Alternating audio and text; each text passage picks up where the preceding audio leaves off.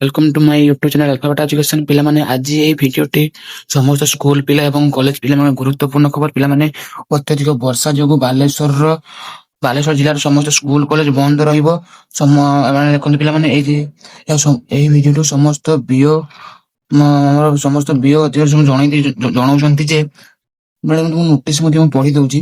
ଜିଲ୍ଲାର ଅଧିକାଂଶ ଅଞ୍ଚଳରେ ଲଗାତାର ପ୍ରବଳ ବର୍ଷା ହେଉଥିବାରୁ ଏବଂ ସ୍କୁଲ ଛାତ୍ରଛାତ୍ରୀଙ୍କ ସୁରକ୍ଷାର ଦୃଷ୍ଟି ରଖି ଜିଲ୍ଲାପାଳ ଓ ଜିଲ୍ଲା ମାଜିଷ୍ଟ୍ରେଟ ବାଲେଶ୍ୱର ନିର୍ଦ୍ଦେଶ ଅନୁଯାୟୀ ସମସ୍ତ ଜିଲ୍ଲାର ବିଦ୍ୟାଳୟରେ ପାଠପଢା ସ୍ଥଗିତ ରହିବ, ବନ୍ଦ ରହିବ ଏବଂ ଏହା ସହିତ ସମସ୍ତ ବିଓ ମାନଙ୍କୁ ସ୍ଥାନୀୟ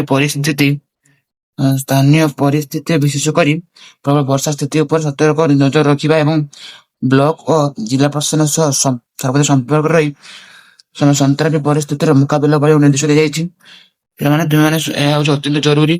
ଜିଲ୍ଲା ପ୍ରଶାସନର ମଧ୍ୟ ସୂଚନା ଅନୁଯାୟୀ ଜିଲ୍ଲାରେ ପ୍ରବଳ ବର୍ଷା ହେତୁ ଆଜି ଶିକ୍ଷାନୁଷ୍ଠାନ ସମସ୍ତ ପାଠପଢା ସ୍ଥଗିତ ରହିବ ଏବଂ ବନ୍ଦ ରହିବ। ପିଲାମାନେ, ତୁମେ ଦୟାକରି ସ୍କୁଲ ଯିବ ନାହିଁ। ଯଦି ସ୍କୁଲ ଯାଉଛ ପିଲାମାନେ ଘୋରି ଆସିବ। ପିଲାମାନେ ଘରେ ରହି ପାଠ ପଢ।